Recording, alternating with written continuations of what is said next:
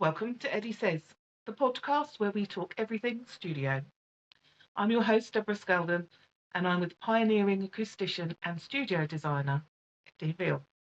Eddie has designed some of the most loved studios here in the UK, from Tittenhurst Park for John Lennon to Psalm West for Trevor Horn, the Grand Cru for Pete Townsend, the Mill for the lovely Gus Dudgeon, and the wonderful Dean Street Studios.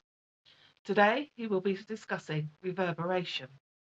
And once he's finished discussing that, we'll have a few questions for him to answer too.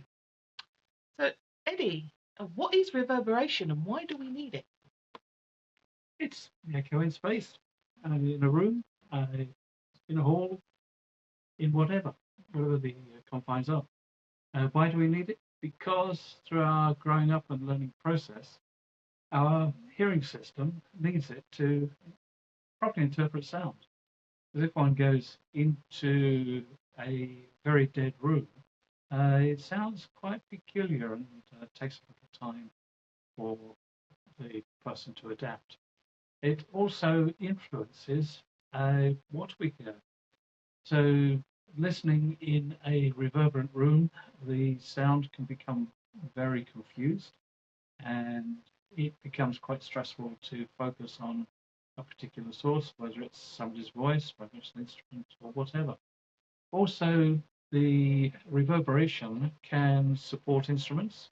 Uh, Brass likes a fairly lively environment in order to give it some softness and character. Violins particularly like a little bit more reverberation to stop them sounding a bit too squeaky.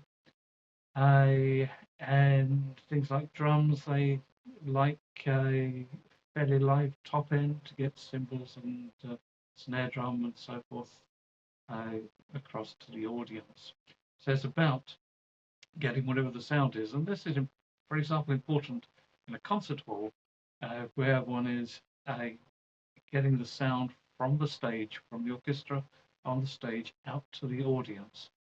And one of the difficulties is getting the quality of that sound to with some similarity to all of the audience, so that all of the audience hears the sound in the same perspective. Now, that is a particular challenge because you're in different spaces, in different seats, and different people around with different clothing, which all modifies and affects the reverberation. You mentioned clothing. That's something that I would never even have thought of. Well, if you've got somebody sitting next to you in a heavy coat, you can always guarantee that the ear on that side is not going to get the same high frequency information as the uncluttered ear on the other side of your head. Something that, yeah, would have just to me. So, what are the advantages and disadvantages of having a reverberant space? Well, if we're talking in this particularly about studios, and it's important that the studio is able to deliver what is required, excuse me, for the recording. Now, a studio space has to be treated differently to control room space. Control room uh, needs to be uh, very evenly tempered and not influence the sound. It doesn't need to influence sound to change it, enhance it in any way. It should deliver the sound really from the loudspeakers as faithfully as it can without introducing changes, alterations, modifications. The reason being that if that sound is then recorded and played elsewhere, that sound is going to be modified by the conditions in which it is replayed. So it's probably quite easy then to think about if you've got two influencing spaces that, and you replay, when you replay a second time, that you're going to get a third interpretation of that or presentation of that sound. And that's not necessarily what either the musicians or the producer or even the listener really wants. And so the objective with control rooms is to create a benign acoustic so that whatever is recorded, when it is replayed elsewhere, adopts the qualities of the room in which it is reproduced.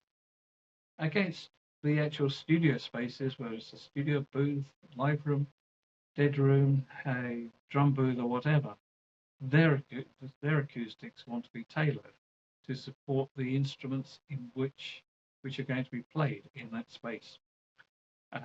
So if the studio's target customers are pop music, it needs to be reasonably live. A drum booth needs a fairly live top end and closed bottom end, so to stop the excess boom on the bass drum, for example.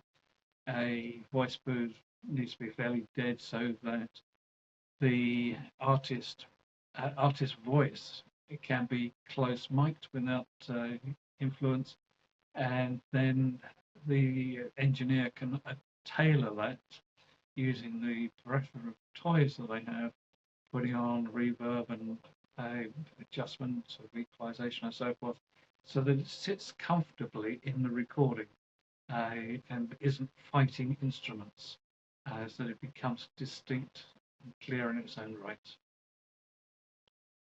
So, what are the main challenges that you have of creating a reverberant space in the studio? And does size of the space come in affect it? Everything affects it one way or another, some more so than others. Our approach to studio design, because an empty room will have its own quality, and in most spaces that is not desirable for recording. So our approach is first of all to take out all the natural acoustics and then build in the acoustics that we want the room to achieve. So in essence, we take out all the make effectively start out by making the room pretty dead, and then introduce reflective panels and so forth to add acoustic qualities that we want the room to achieve. Thank you. So we have some questions as well. So do you focus more on absorption, reflection, find ways to make a sound recording the most accurate stereo image it can be of the instruments? Absolutely. The control room, for example, and I'll start there. The front of the room wants to be fairly non-reflective. The back of the room wants to have some reflections. That's a bit of a generality because it does depend how big the room is. There is in order that the ear interprets sound as benignly as possible without its own influences, it does have some. There is a gap between sort of 14 and 30 milliseconds when you need some reflections, some reverberation, that the ear-brain system feels comfortable, interprets the sound in a successful way. So the design there is quite heavily controlled. Any of the studios or other spaces, again, the initial approach is much the same, where the natural reverberation of the space is removed, and then we introduce reverberation by various reflection techniques and so forth to create the supportive reverberation to what is going to be recorded. And as I said earlier, that it depends on what the studio is going to be used for. There are studios that are designed as a general purpose studio, and there we go for a fairly lowish reverberation time, usually around 0.2, 0.3 seconds, which works with most things. Can't say it works with everything. Works with most. Okay. So another question: what are the biggest challenges when designing a studio? Depends on space, the shape, size, dimensions. It can often be actually nullifying natural resonances, reverberations in the space. And that in itself can take up a bit of space. You sometimes need depth to be able to absorb the natural resonances, reflections in the room. But then if you're building a isolated shell within the room, one can design that shell to take out some of those as well. Okay. And what do you look for? Is there anything in particular when you're designing a studio?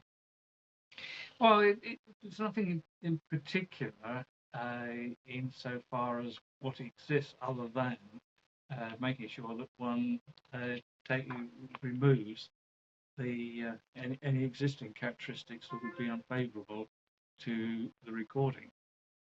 That also filters slightly into isolation, where one looks at the form of construction and what techniques are needed in order to be effective. A bit of a rogue question. Have you ever had a client come to you and wanting a particular or so much reverberation within a space, but the space has been far too small or inappropriate for what it is that they want? Yeah, it's a simple word of no, we haven't. All right, anyway. Most clients, I really not trying to be unreasonable, but really don't have a clear idea of how reverberation works or what is required in a space. Whoever you're talking to, whether it's an engineer, musician, producer, they're focused on their work and they appreciate what they're trying to achieve and what their expectations are. But of course, we each use a different language. A musician will use different expressions and often refer to a studio where they've had a good result. And even more so with producers, they often hone into one particular studio that they like because they know where to put instruments and so forth to get the results they want, and have become accustomed to working in the control room and know where the peculiarities are. Okay. Thank you, Eddie. That brings us to the end of this podcast. But before we go, just a reminder that Eddie is happy to take all your questions.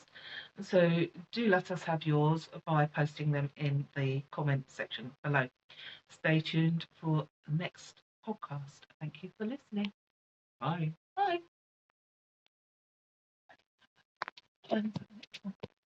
Bye. They're all right.